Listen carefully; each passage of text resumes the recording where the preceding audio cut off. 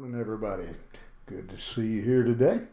And we will be back, as you're aware, in the book of Proverbs, the 15th chapter. And we will be starting in the 18th verse. Proverbs 15th chapter, the 18th verse. I'm going to move kind of quickly. Got a lot to cover here, a large section that really a lot of it deals with just some basic action, reaction, consequences for our actions type of principles, of proverbs. Again, I think one of the kind of the overarching theme that I'm picking up on, I never really thought about it, in the book of Proverbs has been that a wise man is always considering the consequences. A wise man thinks long term. He thinks of what the results of his choices and his actions are going to be. And that's really, again, I think in many ways the line that is running through this section as well. A wrathful man stirreth up strife, but he that is slow to anger appeaseth strife. Again, a righteous man thinks about, again, his actions and understands that his actions can either bring peace, or it's either like throwing gas on a fire or like throwing water on a fire. And a wise man, his actions, he says, he's slow to anger, and so he helps to calm, he helps to appease trouble. Whereas a wrathful man, an angry man, an unwise man, his actions make the circumstance even worse. Verse 19, the way of the slothful man is a hedge of thorns, but the way of the righteous is made plain. The righteous man, because of his actions, because of his decisions, because of his wisdom, finds the road easier, finds life to be simpler, finds the road to be plain, he says. Whereas a slothful man, a lazy man, an unwise man, finds his path to be overgrown with thorns. And as I think about that, I think about some of the people over my lifetime. I think about people who I have worked with who seem to always be complaining about their situation, their circumstance, what they were up against. But to those of us on the outside looking, we're looking and thinking, it was your bad decision making, it was your laziness, it was your, that caused, those problems. And so Solomon says a wise man, he just finds life easier because, again, he's making better decisions. A wise son maketh a glad father, but a foolish man despiseth his mother. And here, again, it uses the phrase father and mother. It's not specifically meaning that, that a wise son makes the father happy and an unwise son makes the mother unhappy. But it's talking about parents in general. That a wise son, he is going to make his father happy, going to make his parents proud, going to please them. Whereas the foolish man breaks the heart of his parents.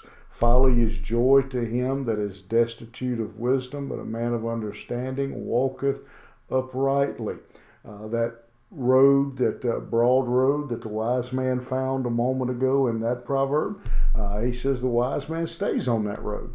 The foolish man chooses. He chooses to go on the bad road. He chooses the hard way. Without counsel, purposes are disappointed, but in the multitude of counselors, they are established. Again, we've seen something along this line a couple of times, that a wise man is wise enough to find other wise men to give him more wisdom, whereas the foolish man generally thinks he knows everything already. And so he doesn't look for a reply, doesn't look for any input. He thinks he already knows everything. A man hath joy by the answer of his mouth, and a word spoken in due season. How good it is. A wise man gives the right answer, but also doesn't just give the right answer, but notice this is in due season. He gives the right answer at the right time. He doesn't answer, the question tomorrow that needed to be answered today. A wise man is one who can give you wisdom at the right time. The way of life is above to the wise, that he may depart from hell beneath. The path that the wise man is on leads to life, leads to happiness, leads to contentment, whereas the unwise man's way leads to destruction. The Lord will destroy the house of the proud, but he will establish the border of the widow. The righteous man knows that God protects him, protects the wise, protects kind of an odd addition to it, that he protects the widow. Whereas the proud, the wicked, their home, he says, they will be destroyed. The thoughts of the wicked are an abomination to the Lord, but the words of the pure are pleasant words. The righteous man thinks about and talks about things that honor God, that please God, while the wicked man, his heart, his mind is full of wickedness. The things that hurt God, that bring shame to God. He that is greedy of gain troubleth his own house, but he that hateth gifts shall live. The righteous can't be bought. The wise man can't be bribed, whereas the wicked, they're greedy. They can be bought. They can be bribed. They can be, their opinions can be bought, and ultimately they bring shame, pain to their family. The heart of the righteous studieth the answer, but the mouth of the wicked poureth out evil things. A wise man, a righteous man, is the kind of person who, if you ask them something, some of you, I hope you've had this experience, that there is maybe an older person in your life, might have been sitting out in the swing under the trees out back, or sitting out on the back porch in a rocking chair, but you come up and ask them something, and that's, let me think on that, let me ponder on that. And they'd sit there and get that faraway look, maybe even rub their chin, and then they'd give you the answer. They'd think it through. The wise man thinks about before he speaks. Again, he's thinking about the consequences, whereas the wicked man, his mouth pours out evil things, quick to give you an answer.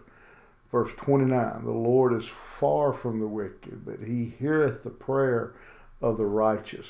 God loves the righteous man, and is far from the wicked man. He's not near to him. He doesn't have a close relationship with him. And then finally in verse 30, the light of the eyes rejoiceth the heart, and a good report maketh the bones fat. He's simply, a wise man's happy. A wise man is happy.